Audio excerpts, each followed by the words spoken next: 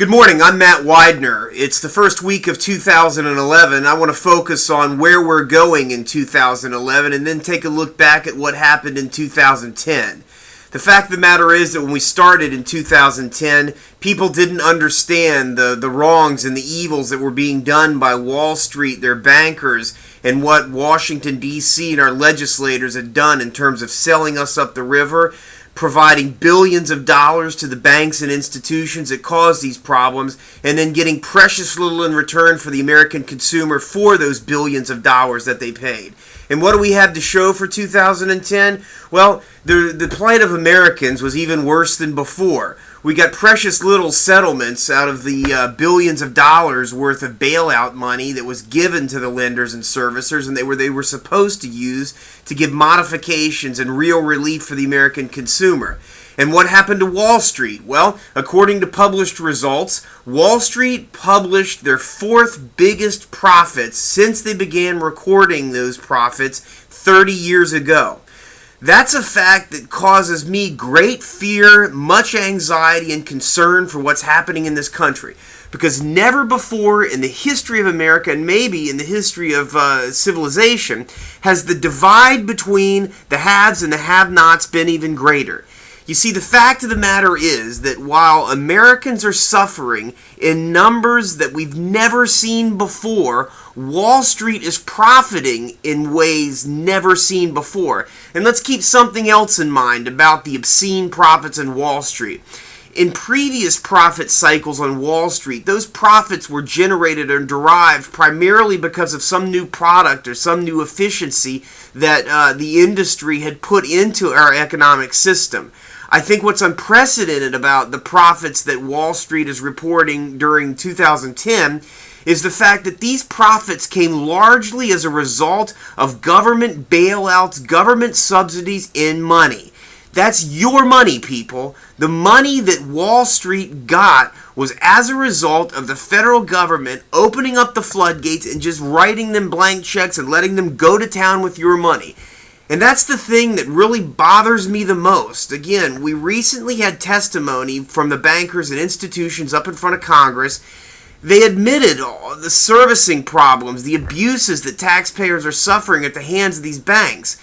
And you know what? If the American taxpayer were suffering these abuses at the hands of these private companies, and the private companies weren't getting anything out of the American taxpayer, out of government, then I'd have a far less sympathy for them because, hey, these are businesses and they're surviving and they got to cut deals and bad deals with consumers if they're going down the tubes.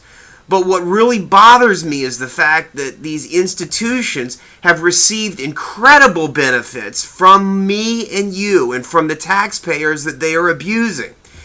That's what bothers me the most. The second component of this is our law enforcement, our investigative officials are making very specific findings of fact about the wrongdoing that they're seeing among these industries.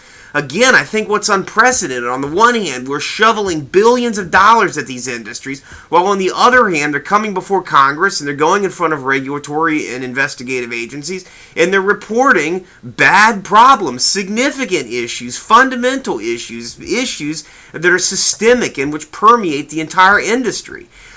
This is unsustainable. We can no longer allow these businesses and industries to run wild and out of control and to abuse consumers and the taxpayers that are paying for their largesse and are paying for their profits. What do we need to solve this? Well, it's very simple. We have to continue to rely on press and our sources out there that are independent and that are objective and that are picking up on these stories and that are sharing the message.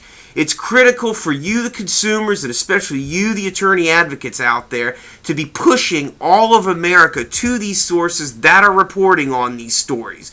Because the only reason we're seeing any difference at all, any change in this battle, is because our open press is out there reporting. We've got to zealously and aggressively defend the First Amendment because the First Amendment is under attack in these battles. Those people that are out there speaking out against these abuses and they're getting word to the American people, they are suffering attacks. It's up to you, the American people, to get into those press organizations, to go onto those blogs, to go onto those newspaper sites and report your support for what they're doing, because they are doing it as a result of the support that you're giving them. Ladies and gentlemen, these are critical times in this country. If we don't rein in this debt monster, if we don't rein in these corporations and institutions that are running out of control, our American ethic, our American Gothic, these stories of our freedom, our justice, our liberty, our First Amendment, due process, all that, they're thrown out the window. We also need to be focusing on our courts. Our courts are now coming aware, slowly in some jurisdictions, faster in other jurisdictions, about these major problems. These are systemic problems that are made it into our court systems. We've got to support our judges and our courts that are doing the right thing and they're taking these hard decisions, which are, frankly, just applying the laws as they exist.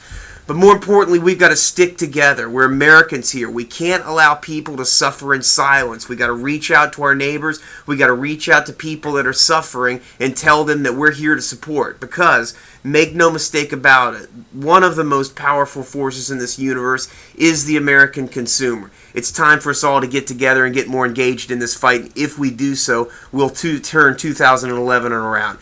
Keep up the good fight, people, and keep sending me all your ideas and support. I really appreciate it, and everybody in the fight does.